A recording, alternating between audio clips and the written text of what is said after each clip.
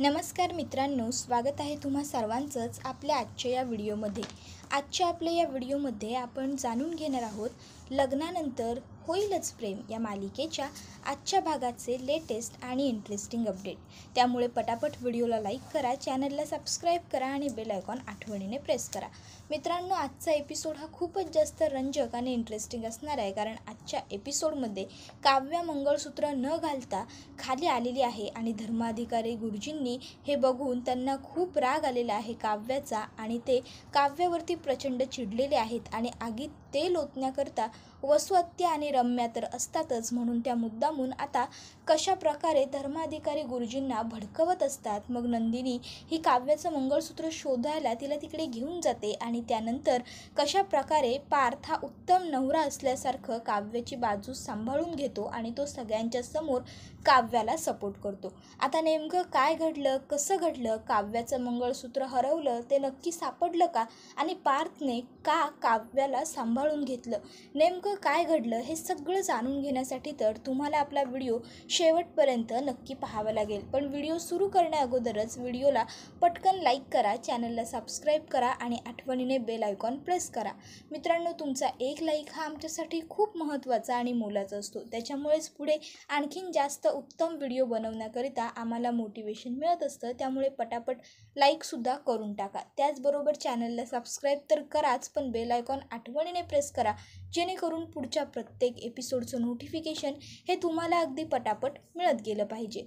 चला तर मग मित्रांनो, अजिबात वेळ वाया न घालवता सुरुवात करूया आपल्या आजच्या एपिसोडला, म्हणजेच लग्नानंतर होईलच प्रेम या मालिकेच्या आजच्या लेटेस्ट एपिसोडला. तर आजच्या भागात आपण असं पाहतो की आता धर्माधिकारी गुरुजी हे नंदिनीला बघतात आणि ते म्हणत असतात की हिला बघून असं वाटतं साक्षात तुमच्या घरात लक्ष्मीचा वावर आहे. त्याबरोबर आता लगेचच विक्रम हा नंदिनीला सांगत असतो की नंदिनी, हे आपले धर्माधिकारी गुरुजी आहेत. आजपर्यंत आपल्या घरात ज्या ज्या काही महत्त्वाच्या गोष्टी, महत्त्वाची कार्य घडली आहेत त्या सर्वामध्ये हे असतात आणि त्यांनीच मला त्या सगळ्या गोष्टी सांगितल्यासुद्धा. आपल्या बिझनेसमधले सुद्धा बरेच निर्णय मी धर्माधिकारी गुरुजींना विचारून घेतले आणि त्यामुळे आपण फायद्यातच पडलो.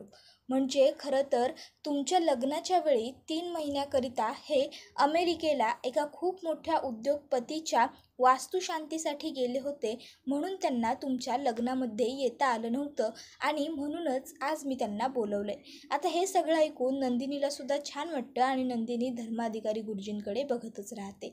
आता लगेचच गुरुजी हे विचारायला लागतात की तुझी धाकटी सून तर पाहिली, पण थोरली कुठं आहे. इतक्यात जीवा त्या ठिकाणी आलेला असतो. जीवासुद्धा आता गुरुजींना नमस्कार करतो आणि जाऊन नंदिनीच्या शेजारी उभा राहतो.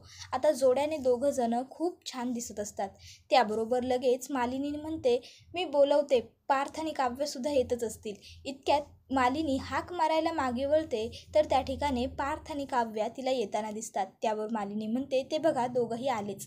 मग पार्थ येऊन धर्माधिकारी गुरुजींच्या पाया पडतो, नमस्कार करतो, तर काव्या ही येऊन नंदिनीच्या बाजूला उभी राहते. नंदिनी काव्याला म्हणते, जा ना गुरुजींच्या पाया पड. त्याबरोबर काव्याची इच्छा नसताना सुद्धा काव्या गुरुजींच्या पुढे येते आणि त्यांच्या पाया पडते. आता मात्र काव्याला बघून गुरुजींचा खूप संताप झालेला असतो. त्यांना प्रचंड राग आलेला असतो काव्याचा. गुरुजी म्हणत असतात, मालिनी, ही आहे का गं तुझी थोरली सून, ही अशी.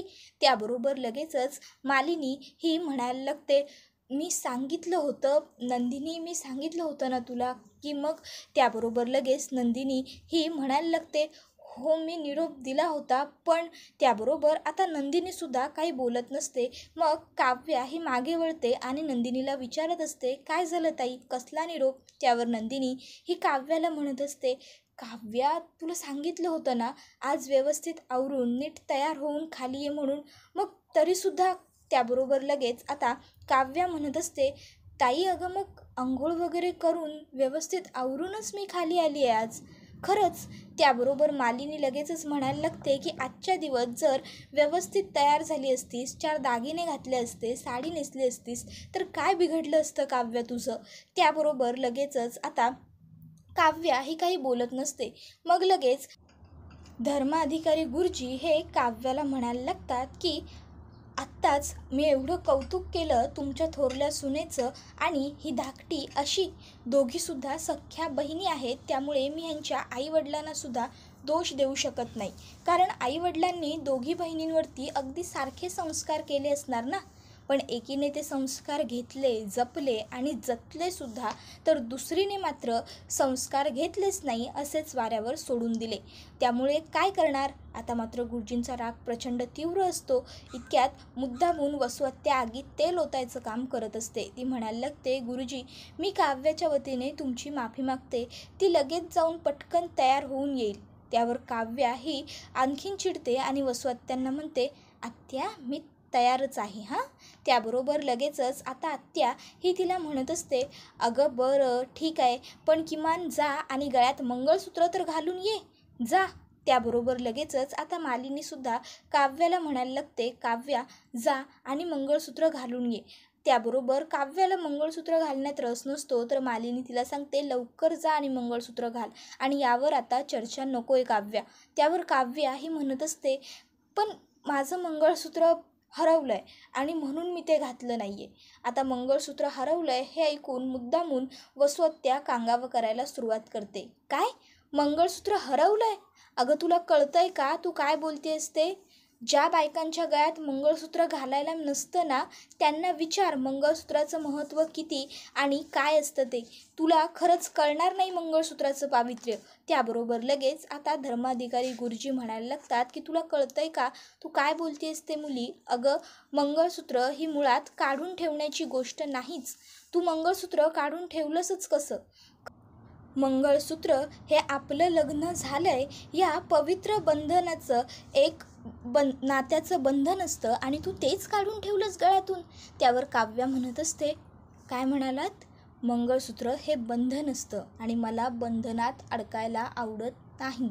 हो लग्न झालं आहे माझं, पण म्हणून ते दाखवून देण्यासाठी प्रत्येक वेळेस मंगळसूत्र घालून मिरवायलाच हवं असं मला गरजेचं वाटत नाही. त्यावर आता पार्थसुद्धा काव्याला सगळेच जण दोष देत असतात, त्यामुळे तिची बाजू घेतो आणि सगळ्यांना तो म्हणत असतो, की मीच काव्यांना सांगितलं होतं मंगळसूत्र घालू नको. म्हणजे जी गोष्ट आपल्याला मनापासून करायचीच नाही आहे ती उगाचच जबरदस्तीने करून काय अर्थ आहे. म्हणून माफ करा गुरुजी, सॉरी. त्याबरोबर लगेचच आता वसुहत्या या गोष्टीचा सुद्धा कांगावा करायला लागते. काय, तू हिला सांगितलंस मंगळसूत्र घालू नकोस म्हणून? पार्थ तू काय बोलतोयस, तुझं तुला कळतंय का? मालिनी बघितलंस कसं वारं उलटे दिशेने वाहता येते? अगं तुझा मुलगा चक्क धर्माधिकारी गुरुजींना उलट उत्तर देतोय, उलटं बोलतोय. त्याबरोबर लगेचच मालिनी ही वसुहत्याला म्हणायला लागते, वसुहत्ताई पहिलं तुम्ही शांत राहा, शांत व्हा तुम्ही. त्याबरोबर लगेच काव्या ही म्हणायला लागते, की मी मुद्दामून केलेलं नाही आहे. माझं मंगळसूत्र हरवलं आहे, सापडत नव्हतं म्हणून मी घातलेलं नाही आहे. कळत नाही आहे का तुम्हाला? मी कधीपासून सांगण्याचा प्रयत्न करते हेच. तर आता मात्र काव्याला खूपच जास्त राग आलेला असतो. तिला धर्माधिकारी गुरुजींपेक्षा जास्त वसुहत्यांचा राग येत असतो, कारण त्या मुद्दामून आगीत तेल ओतत असतात. तर दुसरीकडे धर्माधिकारी गुरुजींना मात्र काव्याचाच खूप राग आलेला असतो, आणि ते म्हणत असतात, की या मुलीने तर सगळे संस्कार ढाब्यावरतीच बसवले आहेत. आज पहिल्यांदा या घरात आलो आणि मला असं वाटतंय, की मी चुकीचं केलं आहे. विक्रम, आज तुझ्या घरात मला काही बरोबर वाटत नाही आहे. ही मुलगी काही योग्य नाही. खरंच मी आजची पूजा ह्या घरामध्ये सांगू शकणार नाही, असं म्हणून आता गुरुजी हे संतापलेले असतात आणि रागात ते निघून चाललेले असतात. आता धर्माधिकारी गुरुजींचा राग हा इतका तीव्र असतो, की त्यांना कोणी थांबवू शकेल असंही नसतं, आणि त्यामुळे घरातलं कोणी मध्ये सुद्धा बोलत नसतं. मग नंदिनीच धाडस करते आणि गुरुजींच्या समोर हात जोडत म्हणत असते, गुरुजी प्लीज असं नका करू. काव्याच्या वतीने मी तुमची माफी मागते, पण प्लीज अशी पूजा न सांगता नका ना जाऊ. मी लगेच काव्याला घेऊन जाते आणि मंगळसूत्र घालून आणते. मी शोधते तिचं मंगळसूत्र, ती मंगळसूत्र घालून येईल.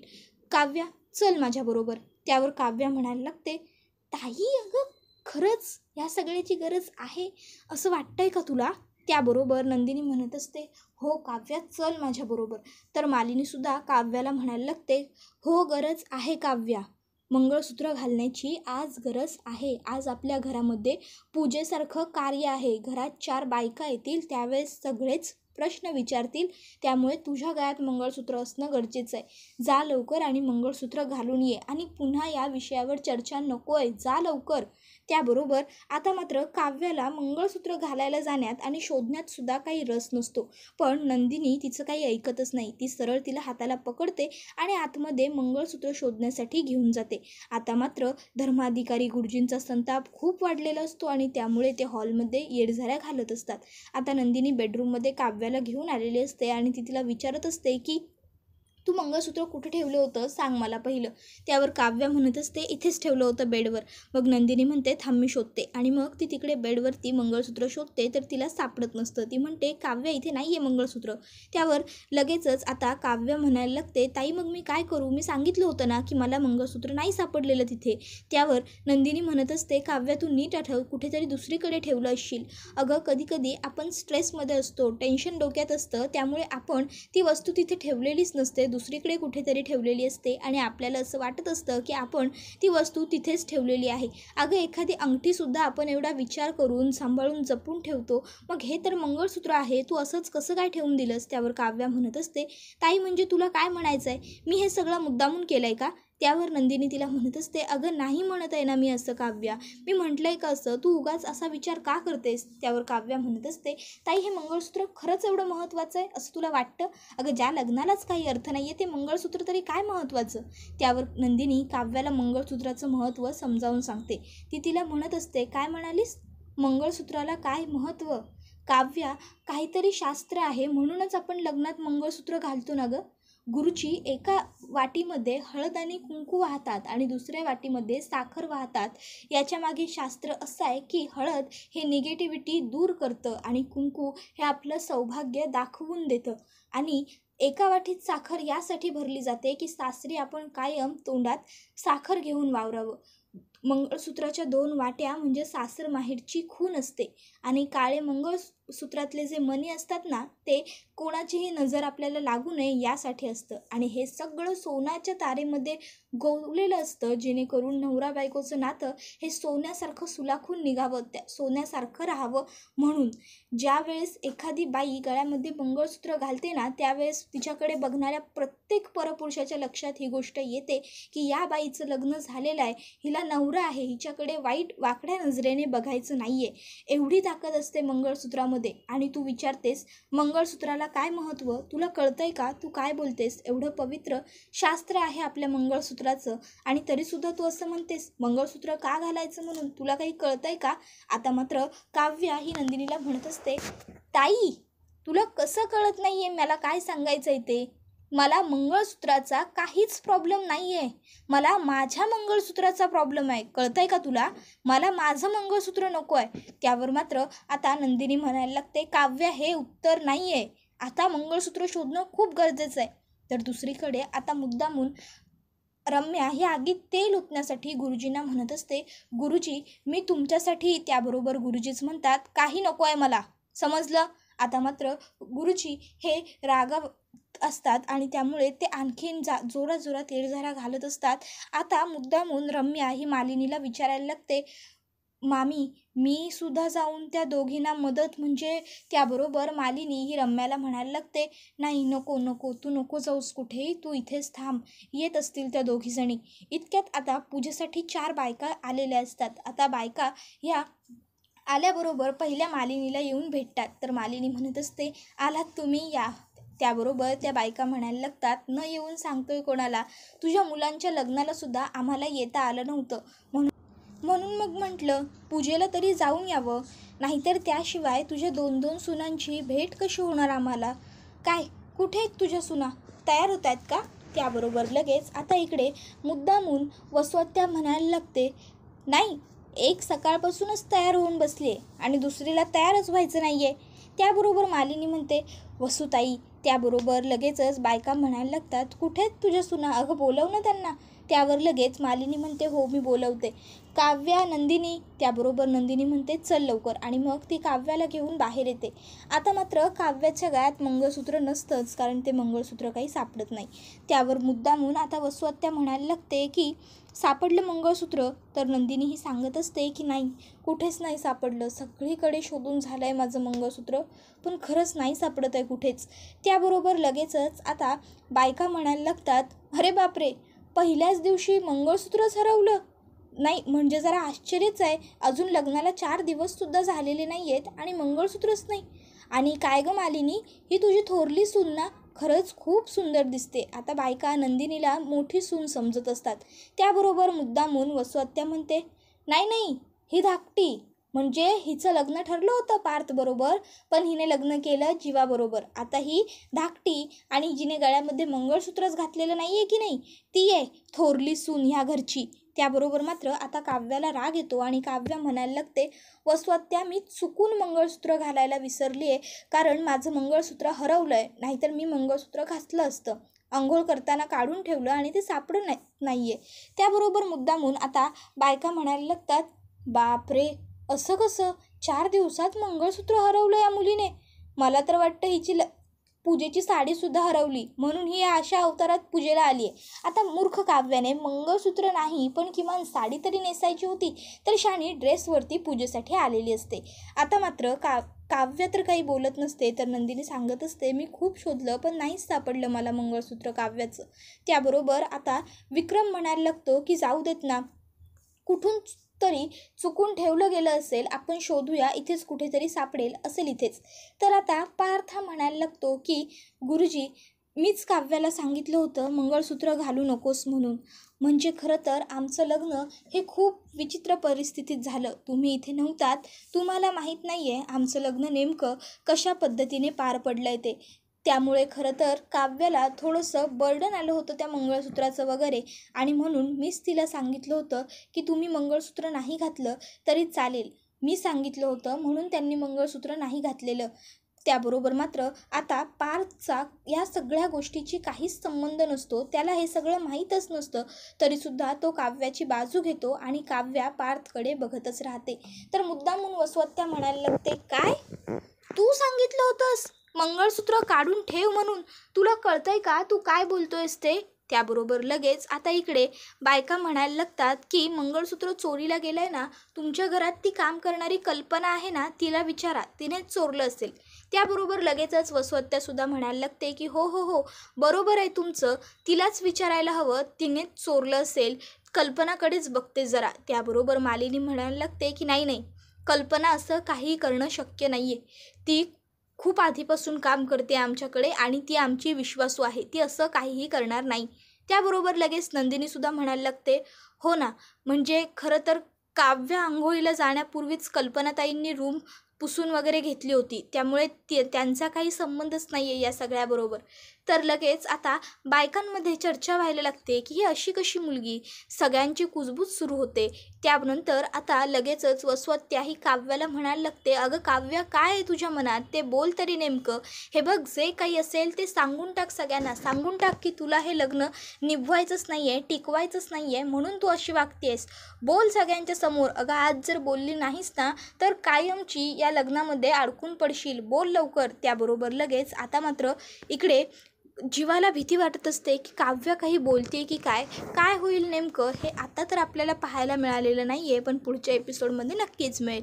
तर दुसरीकडे आता नंदिनी ही रम्या पाणी घेऊन जात असताना किचनमध्ये तिचा हात पकडते आणि तिला म्हणत असते तूच लपवलंस ना काव्याचं मंगळसूत्र.